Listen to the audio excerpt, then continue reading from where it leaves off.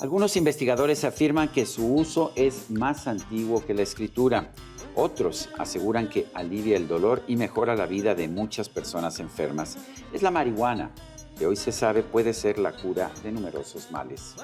Esta noche una conversación de controversia con el doctor Luis David Suárez Rodríguez, presidente de la Asociación Mexicana de Medicina Cannabinoide. En contraste, dos tipos sin cuidado. Recorremos esta vez la morada en México de un personaje histórico de la revolución bolchevique en Rusia.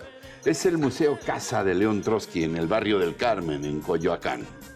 También esta noche noticias que no cambiarán la historia con el peculiar caso de un pequeño en México al que se le cayó un diente, sí. Pero que tuvo que recibir ayuda para que el ratón Pérez, o en su caso el hada de los dientes, pudieran recompensarlo económicamente. Buenas noches, sean ustedes bienvenidos a este espacio en que lo esperamos todas las semanas puntualmente. Ricardo, buenas noches. Qué gusto Muy buenas estar contigo noches. Otra vez. Igualmente, mi querido Sergio, y gracias a todos por su compañía en esta que es ya nuestra emisión número 214. Así que no le cambie, que en un momento más estamos de regreso.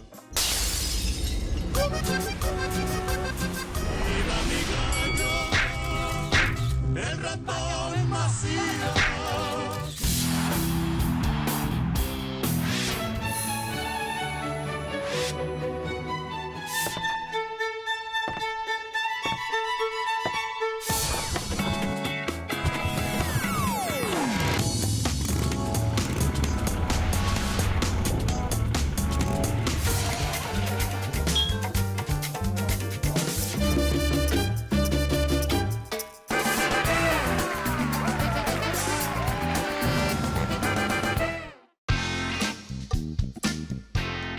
El doctor Luis Suárez es egresado de la UNAM con especialidad en acupuntura y fitoterapia.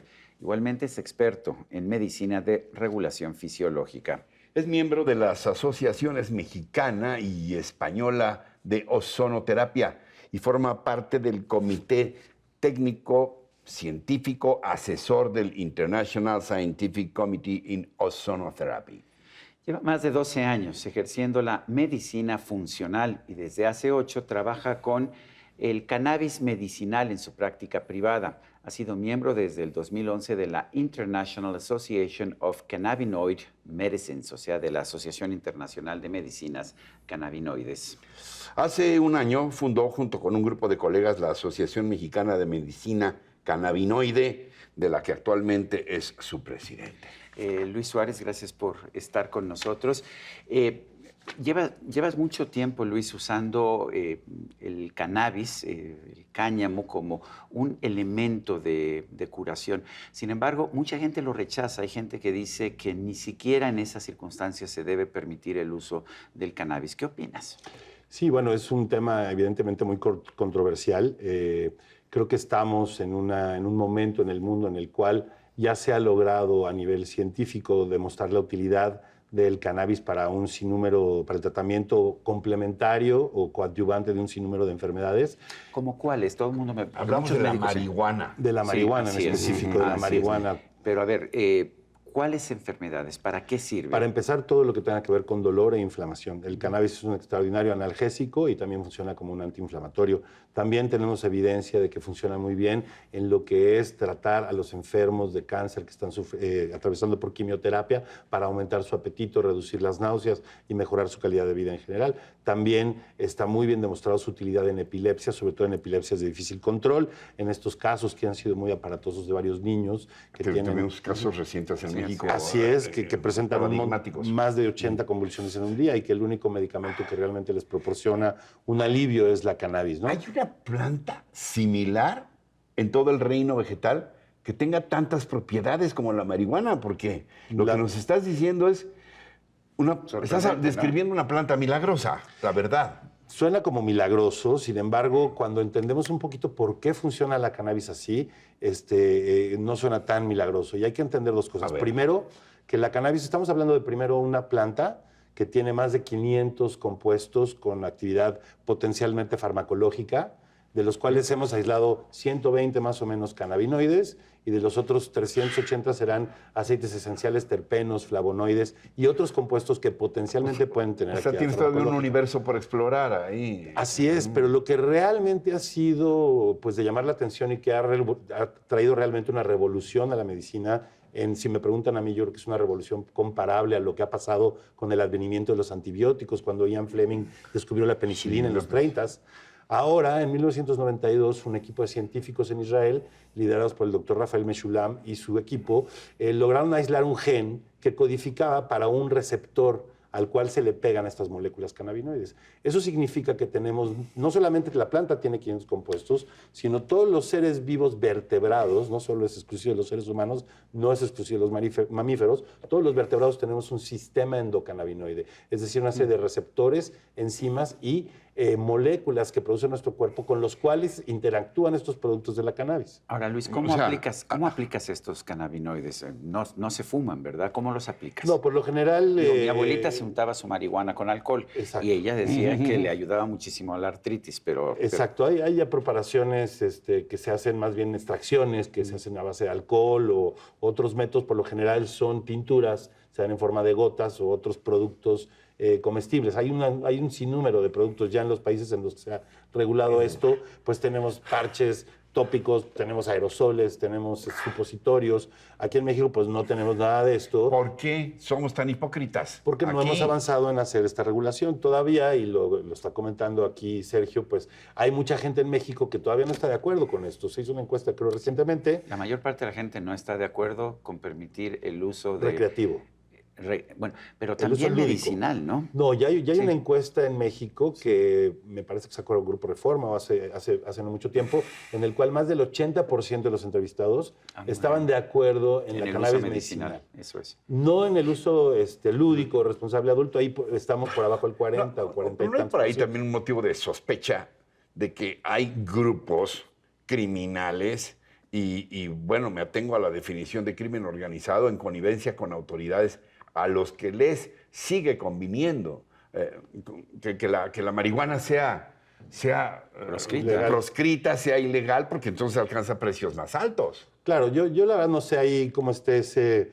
podemos sospechar Claro, de mucho de esto. ya es otro tema, entramos al ¿no? terreno de las conspiraciones, en donde no sé, Sí. pero lo que sí es un hecho es que hemos avanzado en México y se está avanzando gracias a la apertura de las autoridades ahora en la construir una regulación adecuada. Es decir... Dijo la secretaria de Gobernación, Olga Sánchez Cordero, que ahora sí le íbamos a entrar al tema en serio, a ver si es cierto. Así es, está ahorita discutiéndose en la Cámara de Senadores y Diputados varias iniciativas, no únicamente la de Olga, hay muchas iniciativas que están ahí y creo que sí hay un interés ya por regular este tema y por participar en este mercado, no desde el punto de vista de la ilegalidad, Luis, y los muertos. ¿Cómo ¿no? le haces tú para aplicar cannabinoides cuando está prohibido? Porque yo he conocido investigadores que me dicen, el problema es que no puedo ni investigar, Así porque es. como está prohibida la sustancia, no puedo investigar, no puedo adquirirla legalmente. Bueno, afortunadamente aquí, o bueno, afortunado o desafortunadamente, son los pacientes los que llegan a nuestras consultas. Yo me he metido a esto del cannabis medicinal por necesidad de responderle a mis pacientes que llegan con un extracto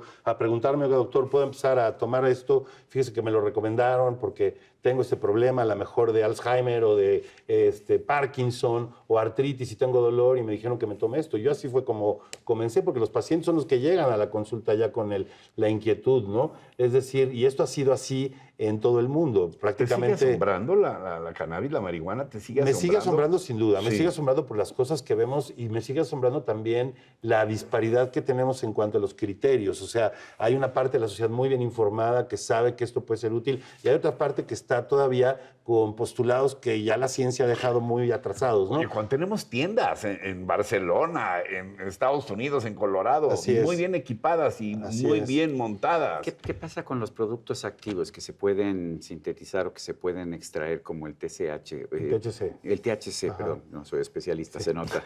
Pero, ¿qué pasa con ellos? ¿Son más eficaces o en sí la planta en sí, el cannabis, es mejor utilizarlo? Mira, esa es completo? una muy buena pregunta. Hay una carrera ahorita en la industria farmacéutica a nivel internacional en la cual están buscando aislar los diferentes cannabinoides como el THC, el CBD y otros y ver si podemos desarrollar formulaciones farmacéuticas con aplicaciones muy en concreto, con algunas indicaciones muy específicas. Si tú me lo preguntas, yo creo que para allá va el futuro de la medicina cannabinoide, por lo menos en el lado de las farmacéuticas. Pero esta es una planta pues, que ha acompañado a la humanidad desde hace más de 12,000 años, que la hemos utilizado en nuestras medicinas tradicionales en muchas culturas.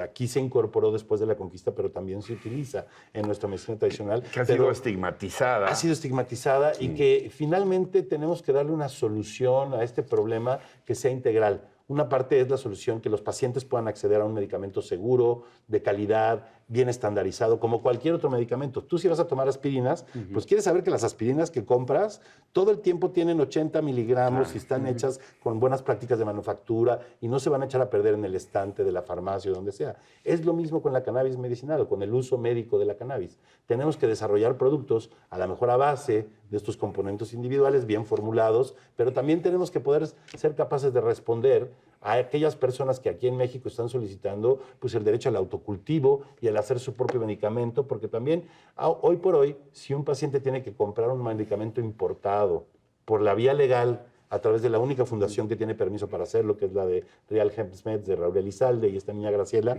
si hace esa importación, el producto le va a salir pues, en más de 5,000 pesos al mes, ¿no? Y tenemos nosotros la capacidad de producirlo localmente y de que eso sea mucho más barato. Y a lo mejor algún paciente va a decir, ¿sabes qué? Yo quiero hacerme mi medicamento. ¿Cabría la posibilidad o es muy, muy inocuo pensarlo en que se pudiera establecer una estrategia integral de aprovechamiento óptimo de la cannabis en beneficio de la sociedad mexicana? Yo creo que eso sería lo deseable. Creo que si bien, como tú dices, hay muchos intereses que están mezclados y hay muchas cosas que no quedan claras todavía en este panorama en México, sí hay un interés de desarrollar una industria del cannabis integral, que contemple la parte industrial también, el cáñamo que no tiene ni siquiera THC, que se utiliza para hacer fibra, que se utiliza, podríamos hacer todos los plásticos que hoy los tienen inundado de basura. En Uruguay. Así es, en Uruguay, en otros países también. Ese gran presidente Mujica. Así es, o sea, utilizar el cáñamo industrial, utilizar el cáñamo medicinal y además regular el cáñamo de uso responsable adulto. Esa es la solución. Tenemos que dar una solución integral. No podemos quedarnos con soluciones parciales del problema y además esta división que hemos hecho, que se hace artificial de decir el cannabis medicinal y el cannabis lúdico, recreativo, los tenemos que tratar de forma diferente. Yo creo que es algo que tenemos que superar. Es una misma planta. Y ponerla finalmente en ese estigma de una parte lúdica y una parte medicinal, finalmente vuelve a meter a la planta en un estigma. Y creo que hoy por hoy tenemos en México la oportunidad y la responsabilidad de hacer una regulación que supere un poco esto. Ya nos está tocando llegar a esta carrera tarde. Ya hay estados que se nos adelantaron. Pero eso significa que hay experiencias de las que podemos aprender para no volver a cometer los errores que ya se cometieron en otros lugares y para garantizar que podamos posicionar a nuestro país como un productor que pueda competir en los mercados internacionales con importancia, ¿no? Doctor Luis Suárez, gracias. Aprendí bastante, entre otras cosas que es THC, ¿verdad? Ha sido muy aleccionador y muy grato también charlar contigo, doctor. Gracias. Una pregunta lingüística. ¿El cannabis o la cannabis? ¿O las dos son aceptables? Las dos son aceptables. La Real Academia Mexicana de Lengua Española, pero que dice la cannabis. La cannabis. Exactamente. Vale. Como el mar o la mar, ¿no? Creo que la sí. cannabis. Bueno, la marihuana. La marihuana. ¿Por qué no le llamamos? Esa palabra es la mexicana, marihuana? creo que la tendríamos que marihuana. rescatar. Así es. A reivindicarla. Reivindicarla, también, ¿no? pues está muy estigmatizada. Bueno, gracias, Luis. Gracias a ustedes, gracias por el tiempo, por la invitación. Nosotros continuamos con este programa.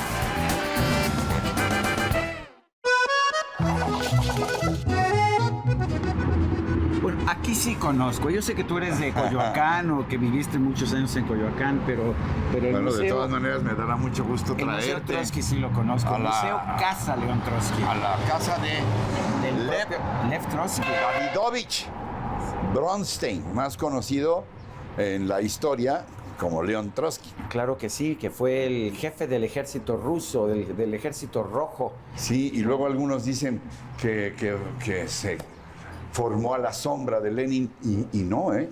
La verdad es que fue un hombre fundamental para el propio Lenin y para la revolución, o sea, tuvo un papel coprotagónico junto con Lenin, ¿no? Bueno, pues el lugar está precioso. Y bueno, quien es revolucionario lo es toda la vida. Hola, ¿cómo Hola, está? buenos días. Se siguen vendiendo muchas playeras así alusivas a Trotsky, a la Revolución Rusa. Ahorita sí. Sí, qué bueno, muy Bueno, bien. además con el centenario de la Revolución Rusa. Sí. ¿no? Han vendido mucho. Mucho, Bueno, muy bien. gracias. Hay todo tipo, como ves aquí, de Sí. merchandise de la Revolución claro. Rusa. ¿Quién lo diría? Y esto, yo no sé si tú sepas, pero esta no era la casa original, está la casa original y después expandieron todo el museo en un inmueble que estaba junto a la casa original. Buenos días. Buenos días. Sí, la verdad es que, bueno, habría que recordar que Trotsky vivió primero en la llamada Casa Azul, con sí. Diego y con Frida. Claro. Diego Rivera y Frida Kahlo. Y luego ya se trasladó aquí a su propia casa. Bueno, y esta fue la casa donde ya se estableció con su familia Trotsky. Y era... La a ver, casa original. Sí, yo Ahí está conocí donde la vamos. casa por amigos cuando estaba yo en la preparatoria y todavía vivía aquí la familia Volkov, pues los descendientes de Lev Trotsky, que aquí fue asesinado por Ramón Mercader. Brutalmente. Sí, así es. Un con agente soviético, así de es, origen Stalin. español, ¿no? Efectivamente, Ramón Mercader. Qué feroz la persecución de Stalin, ¿no? En contra de En- Trotsky, sí, impresionante. por todo el mundo. Porque mucha gente dice Y que la- Stalin sentía que Trotsky representaba a su gran rival para tener un control absoluto sobre la Unión Soviética. Sí, y además de todo, la porfía, la fortaleza intelectual, física y moral de Trotsky para escaparse 2 veces de Siberia y seguir por todo el mundo. ¿Qué tal? ¿Qué tal, ingeniero? Se respira pura historia. Hombre, Ingeniero un placer tenerlos está aquí. Qué gusto, Esteban, qué privilegio. y con el apellido original de Trotsky. Bueno, Bronstein. Eso, el Bronstein apellido su era apellido, Bronstein. sí. Así es. Pues, Trotsky era más bien un seudónimo que él usó toda su vida. Sí, Sí, exacto, durante sí. la revolución, porque todos asumieron de Exacto. esos seudónimos, Lenin, Así Stalin, es. Trotsky. Y Y acá estamos en un lugar histórico porque fue aquí. Es un donde despacho donde él trabajaba. Trotsky, donde él trabajaba. Escribió también, estaba trabajando sobre la biografía de Stalin, que fue quizás de los motivos que aceleraron su asesinato, ¿no? La lectura de Escribir Stalin. sobre Stalin cuando él había sido una pieza fundamental Para la con revolución. Lenin para la revolución y luego Stalin persigue ferozmente a Trotsky. Exactamente. Sí, pues Stalin pertenece a otro periodo, ¿no? Lo que es la contrarrevolución, lo que se llamó Termidor, igual que la Revolución Francesa, cuando la guillotina empezó a trabajar. Pues está usted diciéndonos que Stalin era un reaccionario, de alguna Exacto, sí, entró en otra etapa de la revolución, en la contrarrevolución. Y por eso envía a un agente como Ramón Mercader Para a asesinar. perpetrar el crimen aquí. Bueno, inicialmente quien tuvo ese encargo fue Siqueiros, con un grupo de 20 o 25 agentes estalinistas. Llegaron la forma del 24 de mayo a ametrallar la recámara de los abuelos, milagrosamente. ¿Eso fue en se salvaron. 40? Usted ya vivía aquí, ¿no es así? ¿Usted vivía aquí cuando tuvieron lugar los atentados? Exacto, sí, yo llegué en agosto de 1939 y ya en 1940, el 24 de mayo, fue el primer atentado. ¿Y estaba usted aquí en esta casa? En la recámara de al lado, sí, es más, dispararon también sobre la pequeña cama donde yo dormía y recibí un refilón de balas, sí. ¿Y cómo fue el crimen de Trotsky? ¿Se perpetra aquí? Exactamente, sí, aquí en su Él casa, estaba sentado. Estaba sentado allá. sentado, y el mercader, Jackson, como se llamaba, le había traído un supuesto artículo para que lo revisara, y mientras se inclinó para ver El escrito. entonces le pegó con Un piolet. con un piolet de mango recortado. ¿Por qué odiaba Stalin tanto a Trotsky? ¿Era su rival? ¿Le tenía miedo? ¿Pensaba que él podía desplazarlo del poder? No tanto desplazar, pero sí denunciaba todas sus traiciones. El régimen de Stalin fue un régimen contrarrevolucionario, usurpó el proceso revolucionario, falsificó todos los datos ese régimen solo se pudo mantener mediante un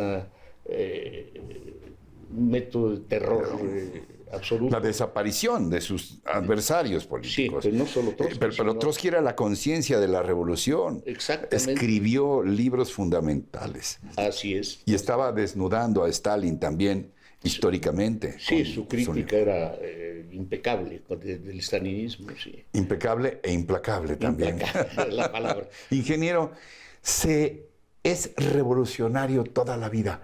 Trotsky hablaba de la revolución permanente. Bueno, la Se es revolucionario siempre. Bueno, mucha gente lo interpreta como algo que continuamente no. La idea de la revolución permanente era que la revolución debía llegar con el dominio de la clase obrera del poder. En cambio, Stalin y Bukharin decían que la revolución debía hacerse por etapas. Primero había que apoyar un régimen capitalista, burgués. Ya que esté establecido ese régimen, entonces se agendaba la siguiente etapa. Cuéntanos, ingeniero Esteban, la historia de esta casa. Yo le digo, yo vine a esta casa cuando era adolescente. Tenía usted una hija, yo estaba en la prepa, ella estaba en la prepa, y alguna Sí, vez cómo no. vine aquí a esta casa, pero una casa privada en ese entonces. ¿Cómo se convirtió en museo? Bueno, de hecho, sí, ya con la familia nosotros abrimos la puerta a cuanto visitante llegó. Sí, ujú. Llegó García Márquez, llegó Joseph Losey, llegó Alain Delon, llegó Romy Schneider, Elena Poniatowska también vino en una ocasión. La familia siempre daba las visitas a la gente que quisiera conocer la casa. Y posteriormente sí ya se estableció como museo, ¿no? De hecho, la casa original era más pequeña, pero se amplió el museo, ¿no es así? Exactamente, se hizo el Instituto del Derecho de Asilo, que fue una idea de un mecenas de este lugar, que era el licenciado Javier Wimmer. Él fue el que desarrolló esa idea y Camacho Solís la llevó a cabo. ¿Sí? El derecho de asilo, como en honor a Trotsky, Sí, que fue porque un asilado, caso asilado paradigmático político. sí, de asilo, sí. Esteban, ¿usted conoció personalmente a su abuelo, a Trotsky? Por supuesto, Sí. sí. ¿Cómo era él en lo Yo personal? viví el último año, no, un hombre sencillo, cordial, amable. Sí, pues, ¿qué más le puedo decir? Claro, de una inteligencia realmente excepcional, generoso. Y sigue aquí presente, ahora a través de este museo y de su Pues propia sí, exactamente. casa. Sí, mi misión del museo es restablecer la verdad histórica.